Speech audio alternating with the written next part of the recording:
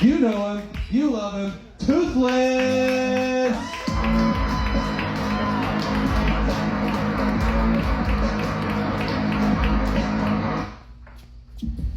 Damn, that was an abrupt stop. What's up, y'all? My name's Toothless, and as you can see, yes, I am indeed toothless. I actually have teeth. I don't wear them. I used to not wear them for because they kind of give me imposter syndrome, but not like you would think. They turn me into a fuckboy. Like it's terrible. And I found a girl that actually don't like them, and she's sitting over here. It's a miracle. And so now I actually use them for like punishment. Like when she's like arguing with me and shit, I'm like, listen, you gonna make me go to the truck and get the teeth out. Like, keep it up, and I'm gonna put the teeth in. And she's like, no, please don't. I'm sorry. I'm like, yeah. But yeah, it's a shame, honestly, because I paid extra for a gold canine and everything, and now they're just like pocket teeth. I should just drill a hole in them and put them on my keychain, you know? At least then I could be up here like, look at them. You know, so yeah, like I said, I have a girlfriend now. I don't think there's anybody here that's been following me from the beginning, but I didn't for a long time. I do now. Woohoo! Now that one, I mean, it literally is a miracle because I have no teeth. I mean, come on now. If I can do it, anybody can do it. Stop being lonely. No, but I learned some things. I've been single a long time. I learned some things. You know, I work for myself, and my employee the other day was talking about looking for childcare, and my girl was sitting there, and she was like, I can watch them, you know. And he was like, are you sure? My kids are kind of bad kids. And she just goes, yeah, I mean, I got like a kennel thing. Then you go out in the yard and play. And I was like, kennel? I let it slide, you know. I didn't say nothing.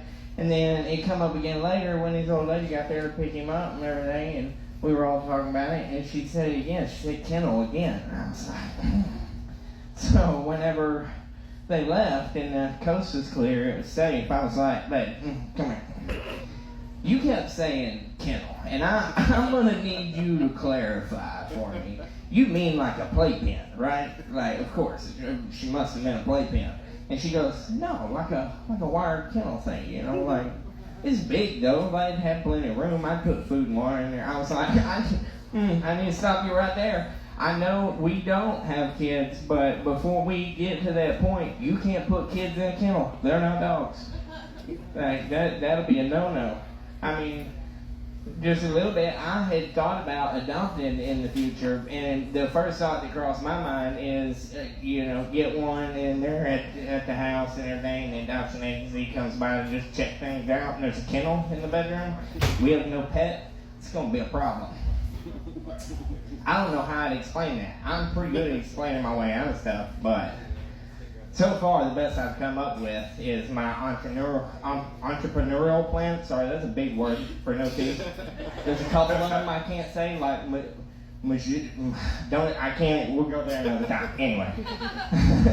So my entrepreneurial side decided, as far as the kennel thing goes, I could monetize this. If anybody's got bad kids, y'all got some bad kids out there?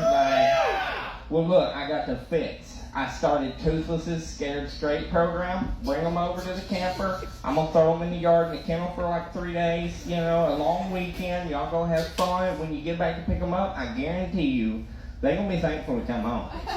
You know, they're going to be very happy to come home. They're going to be ready for it. They're going, Mom, Dad, please don't ever bring us back to Toothless's house.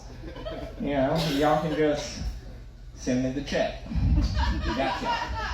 I mean, I'll make sure they're alive. You do it before. I'm not ready for kids. I thought I was ready for kids for a long time because I had a great dad. Like, we had fun growing up.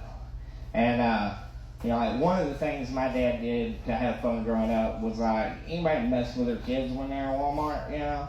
My dad liked to mess with me when I was younger, but he would like sneak off and go over by the bra and panty section and pick out a piece of lingerie. And then he would come back and be like chasing me around the store, like, put it on. And I'd be like running from him. No, weirdo, leave me alone. I don't know you. You know, and one thing I learned is we live in a different time, because if I did that nowadays, I would definitely go to jail. Nobody ever asked me if I was okay, not once. Everybody just watched me run by, like, eh. But that's going to be it for me. Y'all have a good one. Toothless out.